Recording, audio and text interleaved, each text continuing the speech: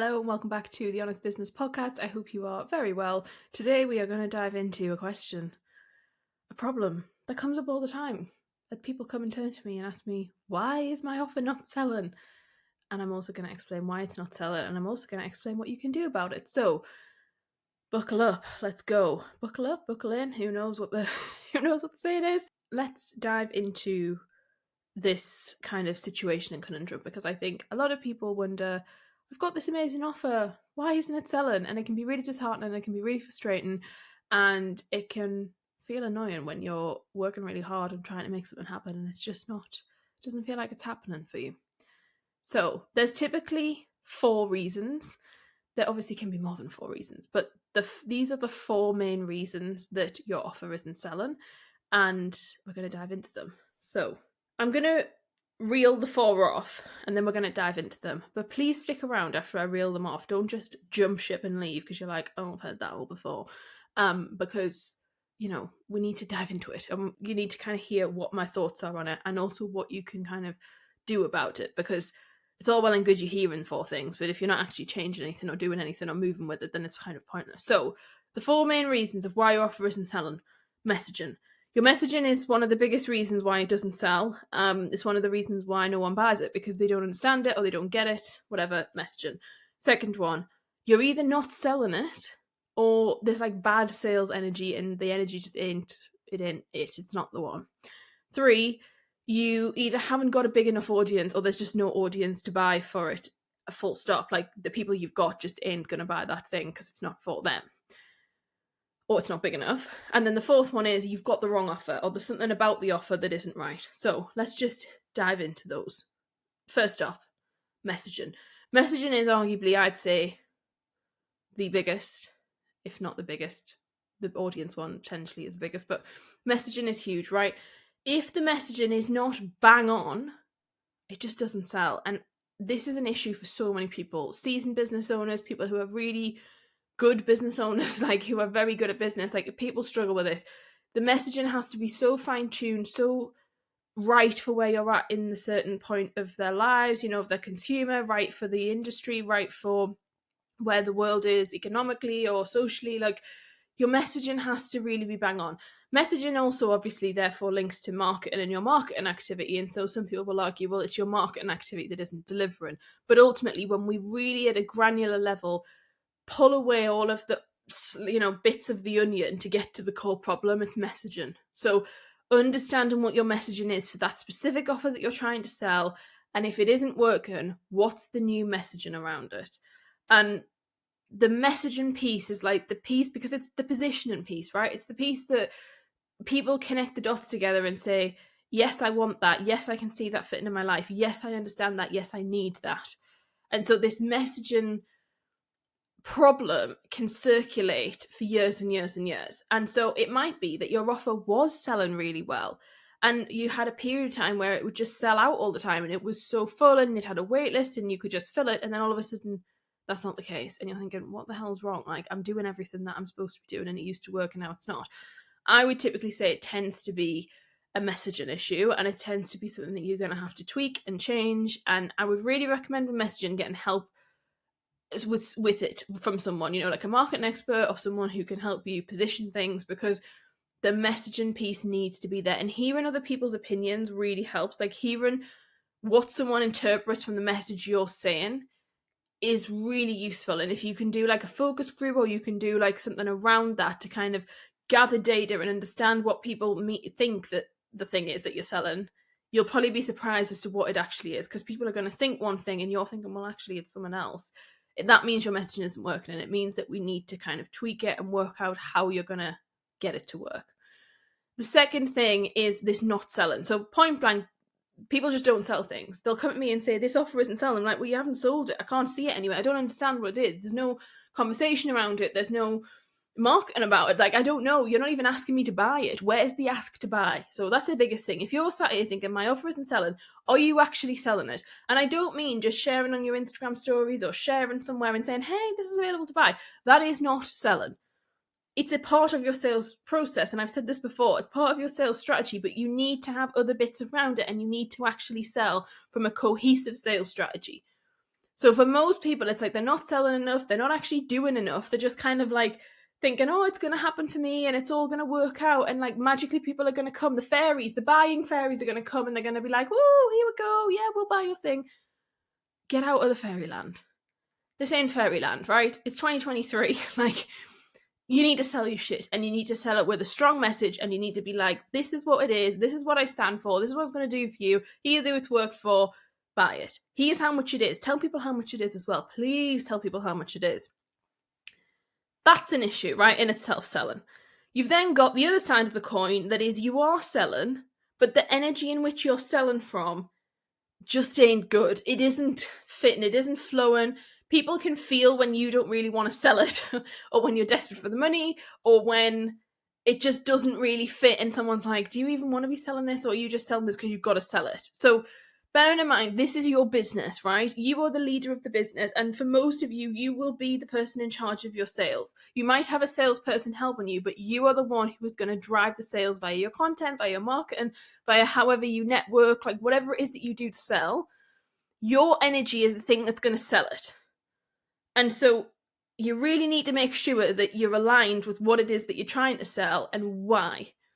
Now, the messaging piece in this kind of links together, because often the bad sales energy and the sales energy that isn't really connecting with people is because the message that someone's saying is disconnected. Sometimes people will be embodying a message where you're sat there thinking, I don't think she believes that, or I don't think he really gets that, or he's saying that, but we know the other thing to be true. You need to make sure that whatever you're saying kind of like is believable. It's important. Like, you need to actually be like, yeah, this feels good. Like, I actually want to do this. This feels really exciting. And I think what's really nice to see about that is this sales energy piece is the bit that can take you from selling like 5 items to selling 50 of them, or selling like 5,000 SKUs to selling like 50,000 SKUs. Like, this energy piece can literally take over. Like, if you have a like 3-month run of like you fully embodying what it is you're selling, and you're like absolutely infectious, people want to be around you, people are like, I want to buy it, I want this. And when you see people have huge business growth from a sales perspective, you know, they go from like 100 grand in revenue to 500 grand in revenue, I would argue a lot of that comes from this energy that they manage to sort of pursue inside of them. And what tends to happen is, often people, it's like, how long can they hold that for? And so for some people, it's like a week. For some people, it's a month. Some people, they can do 4 months, which is really pushing it. Like, if you can do 4 months of that, it's amazing. And some people will even manage like a year or 2 years, likely burn out by the end point. But, you know, like the bit that they're doing it, they're then like, woohoo, this is great, this is fab. And people like jump on board, and their business explodes, and they're, you know, the industry leader, if you want to say that. And like, it's all exciting. But as I said, if you manage to do 2 years, often that means you fall off a cliff and you're like, my God, I can't do this, and this was unsustainable. That's a separate conversation. That's a separate thing. I'm not suggesting that you try and get into a state whereby you can't, you know, maintain something. But what I am saying, that's like should I have raised this? Maybe not, because that's a different episode. What I'm suggesting is, you need to bring an energy of, I want to deliver this, I want you to buy it, I believe in it, and really come at it from a like feeling good perspective. That is why if you sell via a launch model, often it can work well, because people can manage their energy and can do a lot of energy management technique to keep that sales energy high. Whereas when people move to evergreen, sometimes people struggle, because you've really got to change up. You've got to have an energy that is excitement and that is really believing in what you do, but it's also got to be sustainable so that you can consistently sell. And so those are two kind of different energetic areas, and that kind of links to what I was saying about burning out after 2 years. So there's definitely things you can do around that. People, don't stress. Like, I'm not saying that you're going to burn out after 2 years. I'm just saying you need to really be in an energy that is interested and people want to engage with you. Reason number 3, and again, this has got 2 parts as well. So often your offer isn't selling because you've either got no audience or the audience isn't big enough. So let's just talk about no audience. When I say no audience, I mean you might have 500 Instagram followers, 10,000 Instagram followers. If they are not the person for what it is you're offering, it won't sell. Like, it isn't going to work. There may be, you know, there's always going to be 1 person to 5 people who potentially will.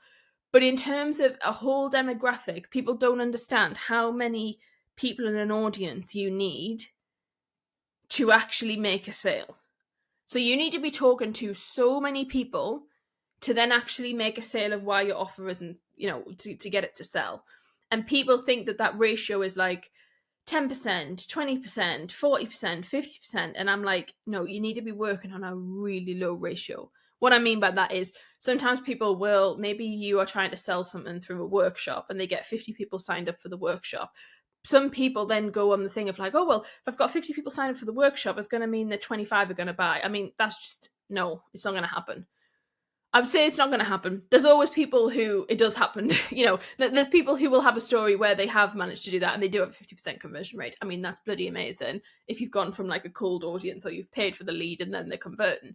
But I'm explaining this to say that is very unlikely. And so often people are not told, because why would you be told what the expectations should be? So you've got to really lower your expectations in terms of conversion, in terms of how many people are going to go through a sales funnel and how quickly they will convert and at what percentage. Especially in 2023, I would argue something like a workshop conversion rate is lower than it has been, although that depends on industry to industry and it depends on how engaged your audience is. But don't go into something thinking like, I've got loads of people signed up to a waitlist and I've got loads of people on here and that means it's going to magically transform into X amount of people buying, because that isn't the case. If your business is a well-oiled machine and you've got lots of data and you can predict stuff, then, that conversation is slightly irrelevant and that's a different method. But if you're sat here now saying, my offer isn't selling, why is it not selling? It's most likely down to messaging, the fact that maybe you're not selling it, but also, is your audience big enough? Is there just a big enough pool of people in the first place to potentially buy your thing? So let's just talk about the idea of not having a big enough audience. So some of you will have people in your audience for what it is you're selling, but it's just not enough. And so, you might want to make 10 sales and you've got 10 people who that is applicable to and who have said like, I'm kind of interested. Well, you need then 100% close rate. Now, that's unlikely.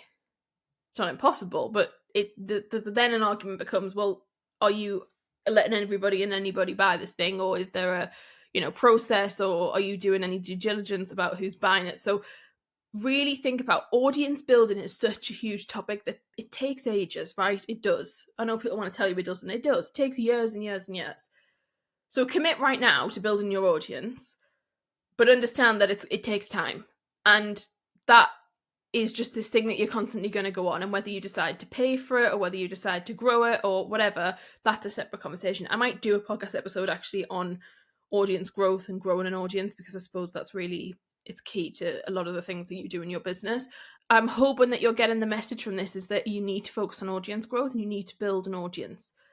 But you need to build an audience of people linked to what it is you want to sell. Linked to the idea of what is the message and who's meant for this offer, and are you building an audience of those people? There is zero point in you just building a massive audience of just random people and hoping that 1 or 2 or 10 out of them are magically going to want to buy. I mean, yeah, that might happen, but it's not. You can be more strategic with it. But audience growth is a long haul strategy, and it's a long thing you've got to do. And I'm not saying you can't have immediate wins from it. I'm not saying you can't make progress in a month or 3 months, or you can't get a viral video and that really changes things. Like, of course, there's lots of things you can do. But I'm just saying, for most people listening to this episode, audience growth is this constant journey that you go on and that you commit to do it, and then it just sort of grows as you evolve in your business. But it has to be at the forefront of what you're doing, of getting eyes onto your business and of people knowing that you exist. The fourth reason is around the idea of having the wrong offer, or the offer not being right. Now, most of the time this isn't the case, but I've put this in there because actually when it's wrong, it's really wrong, if that makes sense.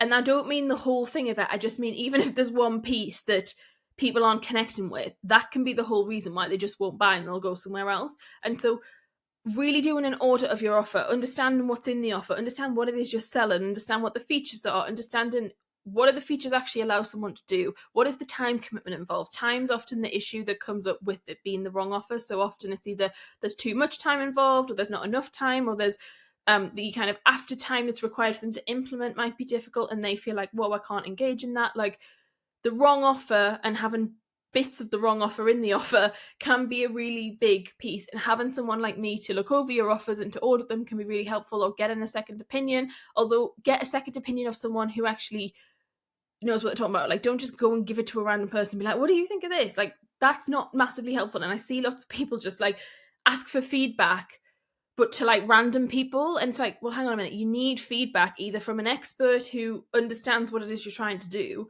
or from your actual consumers, or actually your clients or past clients. Like, be really mindful about where you're actually getting market research from or getting advice from, because it needs to make sense. Because someone like you live with in your household potentially might be like, well, this doesn't make sense, and you don't get this, and this price is wrong, and etc. That can all be an issue. You might have noticed in this, I haven't actually mentioned price, and I think a lot of people will think that. So a lot of people, when you think about why your offer isn't selling, most people, the first thing they jump to is the price. They're like, oh, it must be too high, or is it too low? Like, people get really head up on price as a reason why your offer isn't selling. Now, could it be price? Yeah, of course it could be. However, in my experience, like, most of the time, price is not the main reason that the offer isn't selling. And actually, you can sell anything at any price with the right messaging and the right energy in terms of sales and the right sales strategy. Like, the price piece, like, pricing is important and it's really key, but it's not normally the reason why something isn't selling. If you were direct to consumer, that's a different story. If you are a product-based business, pricing does weigh a lot heavier. But in terms of service-based, especially if you're an online business or you're someone who sells B2B, the price is not in those 4 key reasons. It's in a list of reasons of why it could be, but it's not in the 4. And actually, when we talk about having the wrong offer, that might mean that the price then changes, and that might be a secondary impact. But it's definitely not the main lever most of the time, and it's not the main reason why the offer isn't selling, which I know kind of some people are like, oh, okay, really?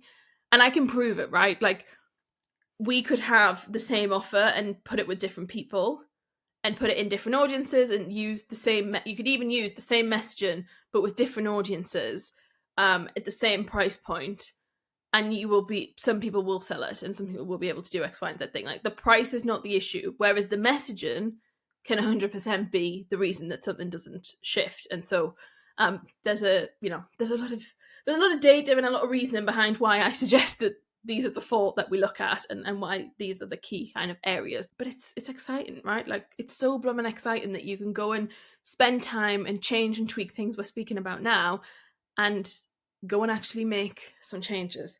Now, although those are like the 4 key things, I do want to just talk through some other areas of business and your offer that might help you come up with ideas of things where you maybe haven't thought about, or it'll help you feed into your messaging or feed into how you're going to sell this thing, right? So when you look at your offer, I want you to think about, what does the market fit of the offer look like? So, like, who is it for? What is it serving them? What problem are they solving? Like, what does this address? And does it actually address it effectively? So fully understand, like, are we actually solving something with this? Or are we just like creating it for the sake of creating something? That then links to, what is your value proposition? So are you actually communicating what the value is to the customer when you sell it? Or are you just like assuming that everyone gets it? Because that's the biggest issue. Most people are just like assuming everyone gets it, and they're like, well, it's obvious. Like, no, it's not obvious. Nothing's obvious in business a lot of the time. Like, what's obvious to you is not obvious to another person. So make sure that that value proposition is able to be communicated in a way and sold in a way that makes total sense. Also, for people need to understand, like, why would they buy that over something else that's already available to them? Or, like, why do they buy yours over the other competitors? Now, we don't talk a lot about competitors because it's like, is it worth it? Is it not? Like, there's a ton of things that we could talk about, but it's kind of like, it's a bit pulling teethy.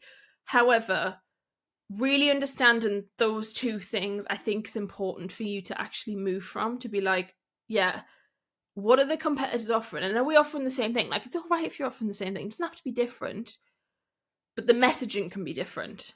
And that's what's really, I would say, is important.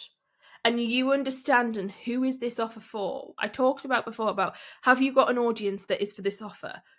Some of you might be like, well, I don't know actually. So working out how do you know is, who is your target audience, and is your message going to reach the right people to get there?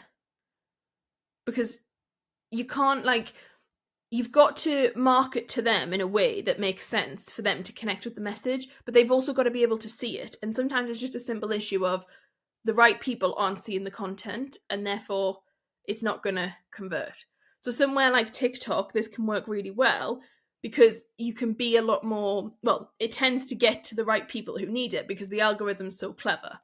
And so you can find, sort of, people will find you, obviously, if you use the correct sort of geotagging and bits and pieces like that.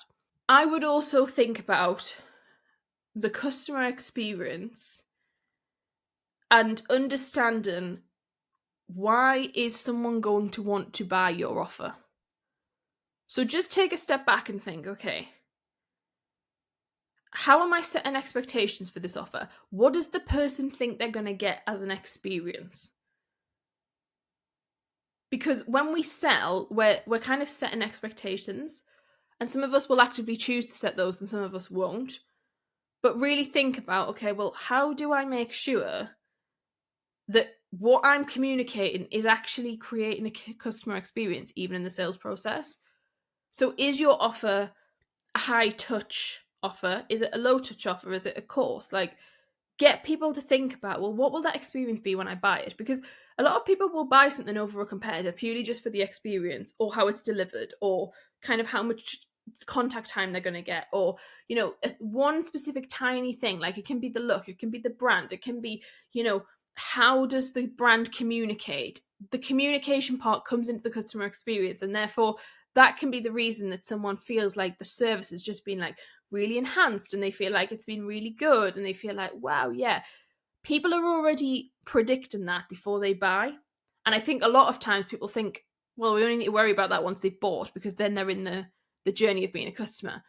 Your customer journey experience situation you need to think about it before they've actually bought, and started at the point of the sales process, because that's actually where your customer experience starts. And sometimes the reason your offer isn't selling is because how you're selling and what you're doing to sell isn't working. It isn't working, it isn't connecting, people aren't enjoying it. And that can be why. If you've got someone in your team who does sales for you or is in a sales role, you need to look at what they're doing. Look at what they're doing, look at how they're talking. Be a dummy customer. Try and inquire and find out, what is the service like, and see what it looks like, because it might be that actually that first bit is why it's not selling. And it can be that in itself that just puts someone off completely. So those are my thoughts around why your offer isn't selling and what you can do about it. Just as a kind of final piece on how to actually make sales, because you might be like, I really need to make some sales. If you need to make sales today, you need to go and look for your lowest hanging fruit. So, what sales opportunities are there? What leads haven't you followed up with? Who can be contacted? Who can you reach out to, etc.? Then from today, you need to work on all the things that we've discussed about, and you need to look at, okay, well, how am I moving forward? What am I doing? What can I actually make happen right now? And what can I start working on for the future? And if you look at how do I make sales this year, your audience builder needs to be in there.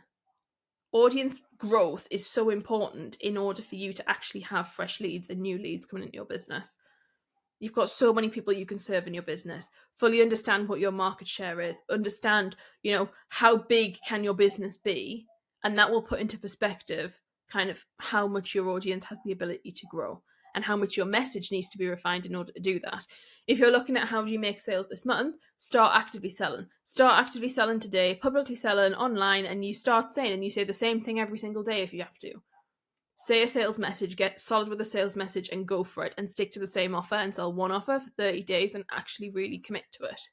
Do it for 90 days. Like, get good at selling. And the only way you're going to get good at selling is if you actually do it consistently all the time. And I think people don't like that answer, right? Because you say, like, if I could guarantee you that in 90 days you made 50 grand in sales, would you commit to doing every single thing I tell you to do? a lot of people would say, yeah, 100%. But the fact that you can't guarantee that is enough for someone to say, or not to say, they just don't. The actions speak louder than words, and they just don't do it. That's the difference between being successful and not, and being very good at sales. It's a mindset game, right? It's a long-term delayed gratification, understanding, get your ego out the way and do it. And if you're at the end of this episode, it's kind of really positive and likely that you're going to succeed because you've already listened through my thoughts. You've probably got some ideas of things that you can do. For some of you, it's going to be like, I need to do the audience thing. I need to just keep on with that. But committing to selling every day, selling when no one's listening, selling when no one cares, selling when no one's even watching. That's where you're going to really develop your skill set. And this is a skill.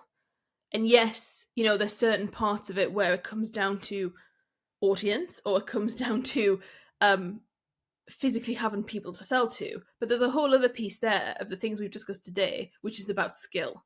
It's about messaging skill set. It's about sales skill set. It's about energy management. It's about understanding objectively how you can view a business and analyze and audit. Like, there is a lot of skill set around there, and that's a lot of things that you need to commit to actually ensuring that you do. I hope this has been helpful, and I've purposely tried to keep it really quite short and structured so that it's simple and we don't come up with like 100, because I could come in here and say, here's 100 reasons why your offer isn't selling, but I'm not actually convinced that would help you in terms of you moving your business forward. So I think the 4 areas that we've spoken upon might be the most useful in terms of you making progress. I will speak to you very soon. Thank you for listening. Please let me know and rate the podcast and tell us your thoughts. I'd love a rating, actually. If you listen to this podcast and you listen on an app, give us 5 stars and write a little comment. Or don't, just give us 5 stars. That's fine.